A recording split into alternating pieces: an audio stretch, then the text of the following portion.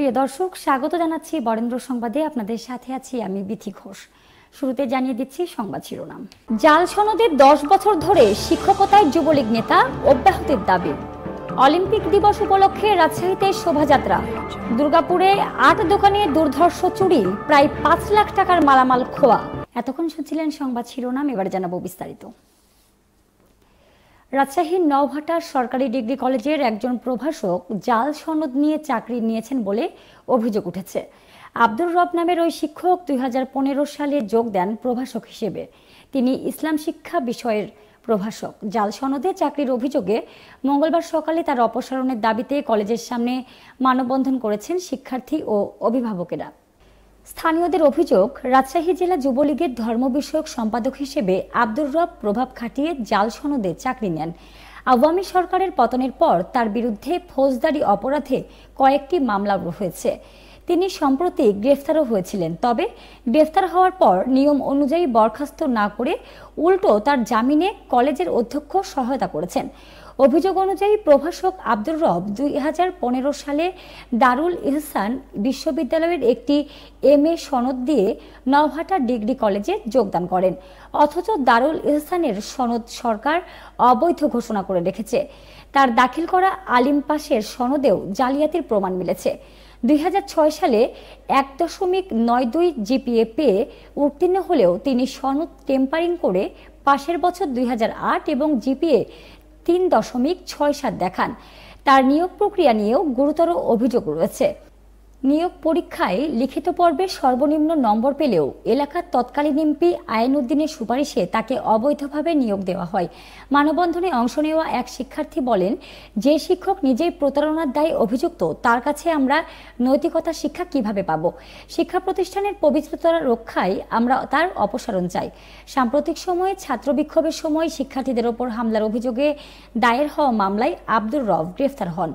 সরকারি চাকরিবিধি অনুযায়ী ফৌজদারি মামলায় কোনো কর্মচারী গ্রেফতার হলে তাকে সাময়িক বরখাস্ত করার নিয়ম। কিন্তু নওহাটা কলেজের অধ্যক্ষ আবু সুফিয়ান মোহাম্মদ মোস্তফা জামান তা না করে উল্টো রবের জামিনের জন্য কলেজ থেকে একটি প্রত্যয়নপত্র দেন। এই প্রত্যয়নপত্রের ভিত্তিতেই রব জামিনে মুক্তি পান। অধ্যক্ষের এমন পক্ষপাতমূলক আচরণে কলেজের অন্যান্য শিক্ষকদের মধ্যে তীব্র ক্ষোভ বিরাজ করেছে। নাম প্রকাশে অনিচ্ছুক একাধিক শিক্ষক জানান, অধ্যক্ষ দলীয় প্রভাবের কারণে অভিযুক্ত রবকে বাঁচাতে মরিয়া হয়ে উঠেছেন। রবের বিরুদ্ধে মোহনপুর থানায় আরও 5টি ফৌজদারি মামলা হয়েছে। এর আগে মাদক কারবারের সঙ্গে জড়িত থাকার অভিযোগে তিনি 2 বার গ্রেফতার হয়ে জেলও খেটেছিলেন। এমন একজন ব্যক্তিকে শিক্ষক করা হয়েছে। এসব অভিযোগের বিষয়ে জানতে অভিযুক্ত প্রভাষক আব্দুর রবের মুঠোফোনে একাধিকবার যোগাযোগের চেষ্টা করা হলেও সেটি বন্ধ পাওয়া যায়। কলেজের অধ্যক্ষ আবু সুফিয়ান মোহাম্মদ মোস্তফা জামাল বলেন, সনদ জালিয়াতি আছে কিনা তা তদন্ত ছাড়া বলা যাবে না।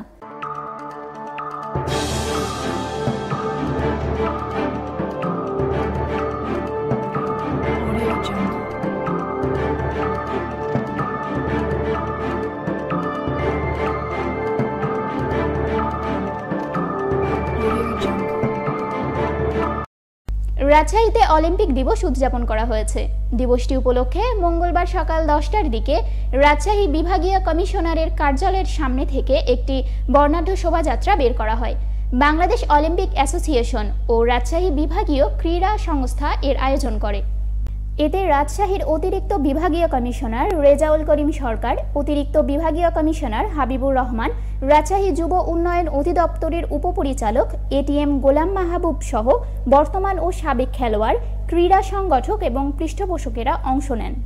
বিশ্বমানের ল্যাপারস্কোপি প্রযুক্তি নিয়ে রাজশাহীতে চালু হয়েছে এলিট কেয়ার হাসপাতাল অ্যান্ড ট্রেনিং ইনস্টিটিউট। এখানে দক্ষ ও অভিজ্ঞ চিকিৎসক দ্বারা সব ধরনের অপারেশন করা হয়। আমাদের আছে মানসম্মত অপারেশন থিয়েটার, এসি কেবিন ও সাধারণ ওয়ার্ড। বিশ্বমানের ল্যাপারস্কোপি প্রযুক্তি নিয়ে আমরা আছি আপনাদের সাথে।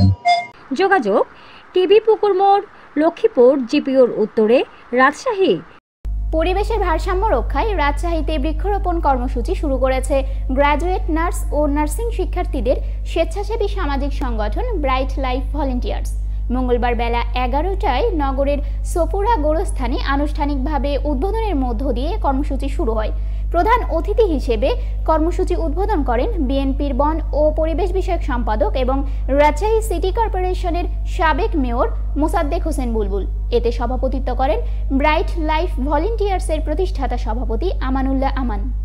এদিন মেহগনি, আম, কাঁঠাল, পেয়ারা, নিম, জলপাই, তেঁতুল, খেজুর সহ বিভিন্ন প্রজাতির 500 গাছের চারা রোপণের পাশাপাশি স্থানীয়দের মাঝে উপহারও দেয় সংগঠনটি। এ সময় অনুষ্ঠানের প্রধান অতিথি বিএনপির বন ও পরিবেশ বিষয়ক সম্পাদক এবং রাজশাহী সিটি কর্পোরেশনের সাবেক মেয়র মোসাদ্দেক হোসেন বুলবুল বলেন, ব্রাইট লাইফ ভলেন্টিয়ার্সের প্রশংসনীয় এবং সময়োপযোগী এ আয়োজনকে সাধুবাদ জানাই। সকলের উচিত এভাবে বৃক্ষরোপণ করা। রাজশাহীতে গরমের সময় তাপমাত্রা 40 থেকে 42 ডিগ্রির উপরে উঠে যায়। বৃক্ষরোপণ করলে গরম কম লাগে। এছাড়া এটি সাদকায়ে জারিয়া, অনেক মহৎ একটি কাজ। তরুণরাই পারবে সবুজ ও পরিবেশ বান্ধব পৃথিবী গড়তে। বৃক্ষরোপণের মধ্য দিয়ে সবুজ বাংলাদেশ গড়তে হবে। এসব কার্যক্রমে সবার সম্পৃক্ততা হওয়া উচিত। ব্রাইট লাইফ ভলেন্টিয়ার্সের প্রতিষ্ঠাতা সভাপতি মোহাম্মদ আমানুল্লাহ আমান বলেন, প্রথমত বৃক্ষরোপণ একটি ইবাদত, যেটি সাদকায়ে জারিয়া অর্থাৎ মৃত্যুর পরও সওয়াব পাওয়া যায়। দ্বিতীয়ত, পরিবেশের ভারসাম্য রক্ষা ও বাসযোগ্য পৃথিবী গড়তে বৃক্ষরোপণ অনেক ইফেক্টিভ। উপজেলাগুলোতে ও শিক্ষা প্রতিষ্ঠান সহ গুরুত্বপূর্ণ বিভিন্ন পয়েন্টে আমাদের এই কর্মসূচি অব্যাহত থাকবে। নওগাঁয় সর্বজনীন পেনশন মেলা ও সর্বজনীন পেনশন স্কিম শীর্ষক কর্মশালা অনুষ্ঠিত হয়। মঙ্গলবার সকালে সদর উপজেলা পরিষদ চত্বরে দিনব্যাপী এই মেলার আয়োজন করা হয়। প্রধান অতিথি হিসেবে মেলার উদ্বোধন করেন রাজশাহী বিভাগের বিভাগীয় কমিশনার খন্দকার আজিম আহমেদ। পরে উপজেলা অডিটোরিয়ামে সর্বজনীন পেনশন স্কিম শীর্ষক কর্মশালা অনুষ্ঠিত হয়। এতে মূল প্রবন্ধ উপস্থাপন করেন অর্থ মন্ত্রণালয়ের উপসচিব মার্জিনা আক্তার। নওগাঁর জেলা প্রশাসক মোহাম্মদ আব্দুল আওয়াল এর সভাপতিত্বে এ সময় উপস্থিত ছিলেন অতিরিক্ত পুলিশ সুপার ফারজানা হোসেন, অতিরিক্ত জেলা প্রশাসক ইরফান উদ্দিন আহমেদ সহ অন্যরা। কর্মশালায় সরকারি বেসরকারি বিভিন্ন প্রতিষ্ঠানের কর্মকর্তা কর্মচারী, রাজনৈতিক ব্যক্তিত্ব, গণমাধ্যম কর্মীরা এবং ছাত্র প্রতিনিধিরা উপস্থিত ছিলেন। মেলায় প্রায় শতাধিক স্টলে অংশ নেয়। এই ছিল বরেন্দ্র সংবাদে সাথে থাকার জন্য ধন্যবাদ।